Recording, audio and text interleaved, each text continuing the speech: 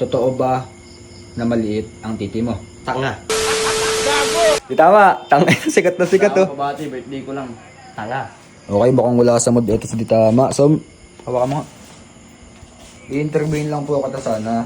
Kasi nga, may project kami ngayon sa school namin. Ngayon, ikaw po kasi yung napili namin na interviewin. Pangkatas. Hindi po panggatas. Grabe ka naman po sa panggatas. Meron kasi kami ditong libreng cellphone. Ayan.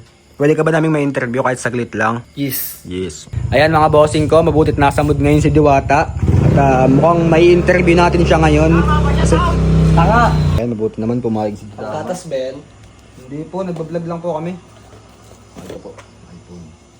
Ayan. Okay, game. Question number 1. May shota, wala?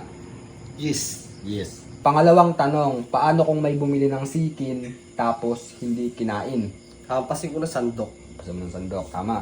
Pangatlong tanong, anong masasabi mo sa mga bashers mo na nagsasabi na kukunti na daw yung kumakain sa parasan mo? May bago akong negosyo. May bago sa negosyo, pre, gago. Seryoso? Yes. Ano po yung bago mong negosyo? Tinola rice. Tinola rice. Okay, pang-apat na tayo, pang-apat. Okay, pang-apat. Totoo ba na maliit ang titi mo? Tanga. Tanga, okay, tanga. Okay, so nandito na tayo pre sa pang-5. Ito na yung pinaka-last natin. So, pwede ka po ba namin mahinga ng advice para sa mga kabataan na nagnenegosyo? Yes. Yes. Okay, para sa brand yung iPhone 11, ito na yung pinakahuling tanong natin. Ano, game? Game. Game.